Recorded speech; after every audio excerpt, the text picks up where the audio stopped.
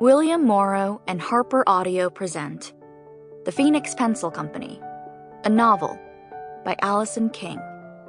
Performed by Carolyn Kang, Jodi Long, Sura Su, and Crystal Yu.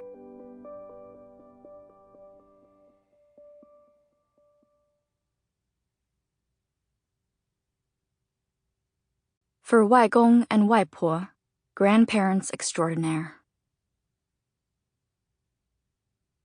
Chapter 1.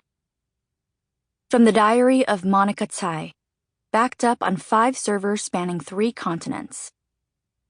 August 11th, 2018. 2018-08-11 T22 54 30.218542. Swarthmore, Pennsylvania, United States of America.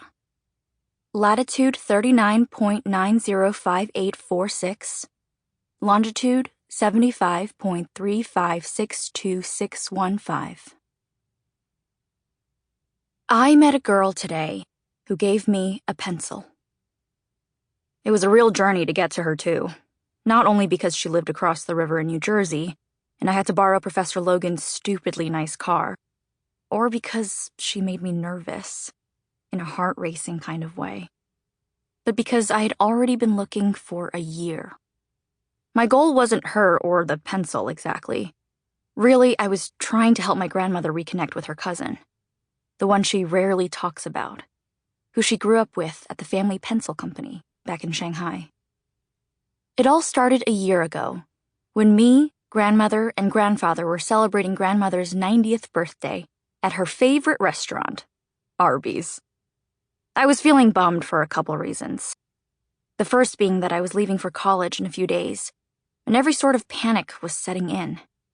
That I'd still have trouble making friends, that grandmother and grandfather would struggle without me at home, and I hadn't been able to think of a single suitable gift for her birthday. We go to Arby's every year. They have her favorite coupon. 5 roast beef sandwiches for the price of 2, and you can use the coupon twice.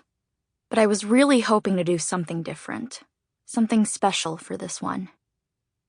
Grandmother can't stand the thought that I'd willingly hand over money for her sake, so purchasing anything was out of the question, and our walls were already littered with the drawings I'd given her every other year.